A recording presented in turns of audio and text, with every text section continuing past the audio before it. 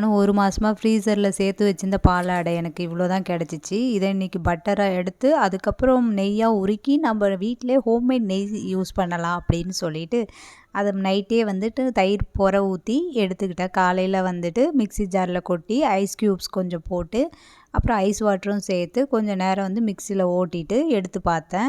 நல்லா வந்து மோர் மாதிரி ஆயிடுச்சு. சரி இன்னும் அரைக்கணும் அப்படின்னு சொல்லிட்டு மறுபடியும் ஒரு 10 நிமிஷம் ஒரு 5 நிமிஷம் இது பண்ணிவிட்டு பார்த்தேன். மறுபடியும் அதே மாதிரி தான் இருந்துச்சு. அப்புறம் ஒரு ட்ரே ஐஸ் க்யூப்ஸே வந்துட்டு காலி ஆயிடுச்சு.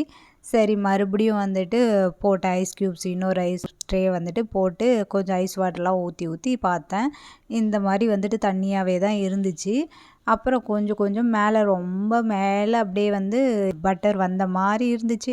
சரி இதெல்லாம் நம்ம வந்து இன்னும் எவ்வளோ நேரம் பண்ணுறது, ஒரு 20 மினிட்ஸ் ஆகிருக்கும் இந்த வேலையை பண்ணுறதுக்கே. சரி ஓகே நம்ம வந்துட்டு ஒரு ஃபில்டரில் பண்ணிடலாம். அந்த மேலே வர்றதை மட்டும் எடுத்து தண்ணி வந்து ஃபில்டர் ஆகிடும், நமக்கு மேலே வந்துட்டு வெண்ணெய் நின்றோம் அப்படின்னு சொல்லிட்டு நான் ஃபில்ட்ரு பண்ணேன். ஆனால் வந்துட்டு கிளாத்தில் தண்ணி இறங்கவே இல்லை. அப்புறம் கையில் கிழிஞ்சு எடுத்து இங்கே பாருங்கள் இந்த அளவுக்கு தான் வந்துட்டு எனக்கு வெண்ணெய் கிடச்சிச்சு. 1 ஸ்பூன் தான். இதுக்கு 1 மணி நேரமாச்சு நான் டைம் ஸ்பெண்ட் பண்ணிட்டேன்.